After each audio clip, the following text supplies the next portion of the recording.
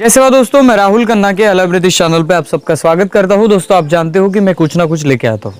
दोस्तों 2-3 दिन इसलिए वीडियो नहीं आया कि मेरा जो गला था वो बैठ गया था, मैं बोल नहीं पा रहा था ज़ोरों से। तो आज थोड़ा सा खुल गया है, तो आज हम बात करेंगे।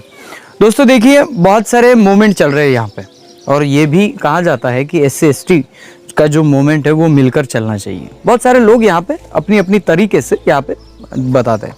मेरा भी यह कहना है कि SC/ST को मिलके मूवमेंट को चलाना चाहिए, लेकिन बात यह होती है कि SC लोग तो आगे आकर ये मूवमेंट चला रहा है, लेकिन बाबा साहब के विचारों से ST लोग समग्र नहीं हो पाते।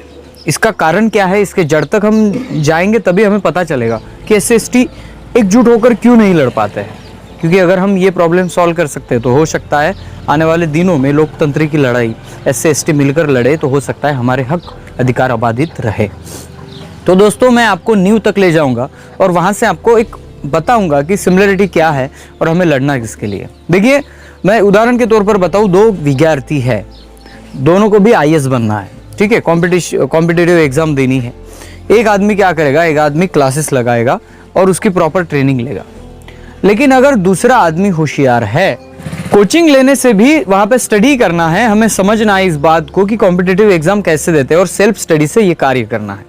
तो दूसरा लड़का बिना क्लास लगाए कॉम्पिटिटिव एग्जाम की तैयारी करता है, लेकिन दोनों बच्चों का एम जो है वो IAS बनना है।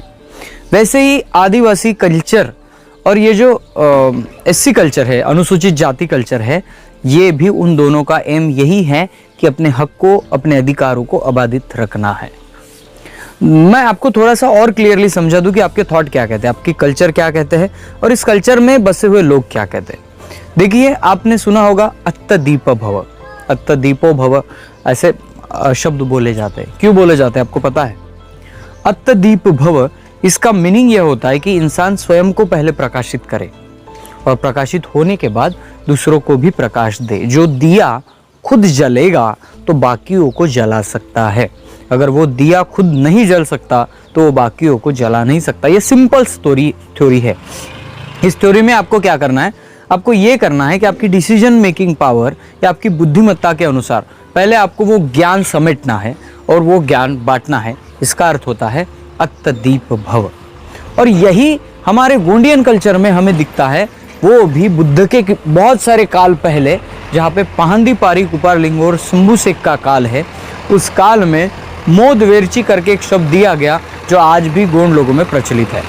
मोदवेरची का अर्थ भी यही होता है कि सत्य ज्ञान का प्रकाश। आपको जब ज्ञान मिलेगा तब आप प्रकाश की तरह उमड़े पड़ोगे। और कुपारलिंगों ने एक बात बताई है, जब आपके दिमाग में ज्ञान आता है तब बड़े बड़े लोग आपको पहचानने लगते हैं, आप में वो तेज आ जाता है जो आप बाकी कॉमन आदमी से अलग दिखने लगते हो। और फिर आप उस ज्ञान का जो प्रकाश है अपने सगाओं में बांटिए। और यानी पहले खुद को चार्ज कीजिए। यानी किसी भी धर्म, किसी भी रास्ते का अगर आप कंटेंट निकालना चाहो तो कंटेंट ये है कि आपको पहले ज्ञान समेटना पड़ेगा। सच क्या है, गलत क्या है, ये देखना पड़ेगा। कंटेंट क्या है, विचारधारा क्या है, ये समझना पड़ेगा। और अगर आपको ये विचारधारा समझ में आ गई तो हो सकता है इन दोनों समाज की जो थोड़ी सी मनमुटाव वाली दूरी है वो भी मिट सकती है। क्योंकि अत्तदीप भवों से और मोदवेरची से एक ही मैसेज निकलता है। लेकिन बात यह है कि जो प्राचीन काल से मोदवेरची करते आ रहे हैं, उनको प्रोपेगेंडे तहत ऐसे बाजू किया गया कि ये बताया गया कि ये गोंड लोगों का ना ये राक्षसी वृत्ति है, लेकिन इसका साइंस है ये कोई समझ नहीं पाया। तो दोस्तों सभी को एक ही कहना है कि आम्बेडकराइट मूवमेंट को इसलिए हमें साथ देना पड़ेगा क्योंकि आने वाले लोकतांत्रिक अधिकारों को यही मूवमेंट अबाधित रख पाएगी जनों में। और मैं सभी को ये भी बताना चाहूँगा, जैसे हर मूवमेंट की ज़रूरी है, वैसे अगर आप, मैंने एक सुना है, मैं आपको बता दूं, एक प्रोग्राम में मैं गया था गेस्ट करके, वहाँ पे एक लड़के ने मस्त एक वाक्य बोला है। वो वाक्य मराठी में था, भारतीय परंपरा के अनुसार हम यहाँ पे कर रहे हैं। अभी भारतीय परंपरा तो इंसान ने बोल दिया, लेकिन भारत की परंपरा है कौन सी? जो अभी प्रोपेगेंडे तहत फैल रहा है वो है, या जो प्राचीन है वो है? ये तो आपको डिसाइड करना है कि क्या है। लेकिन हाँ, लेकिन भारत की अगर आप परंपरा की बात कर रहे हो तो भारत के आदिवासियों के कल्चर को भी समझना आपकी जिम्मेदारी है। और आप जो साइंस कहते हो, बहुत सारे लोग कहते हैं कि हमारे ज्ञान में है, हमारे पुराणों में। पुराण कब लिखे गए? जब इंसान समझदार हुआ। उसके पहले क्या इंसान नहीं थे, उसके पहले क्या तंत्र नहीं थे? वो किताबों में तब लिखा गया है जब उसका खोज हुआ। यानी इसके पहले भी कितने सारे समुदाय कितने साले लाखों सालों से वो आजमा रहे थे। यानी यहाँ पे अगर आप देखिए तो बहुत सारा कल्चर आदिवासियों का बाहर लोगों में आया है। तो ये भी मानना पड़ेगा कि भारतीय कल्चर में आदिवासी कल्चर का बहुत बड़ा हिस्सा है। तभी आप ये डायलॉग बता पाओगे कि भारतीय परंपरा क्या, भारत की परंपरा क्या है। यहाँ पे द्रविड़ लोग थे, प्रागैतिहासिक के लोग थे, और तभी यहाँ पे बात हुई है। तो ये बातें समझना पड़ेगा और अपने लोगों को बताना पड़ेगा, तभी ये दोनों मोमेंट एक जगह आ सकते हैं और कुछ बड़ा कर सकते हैं।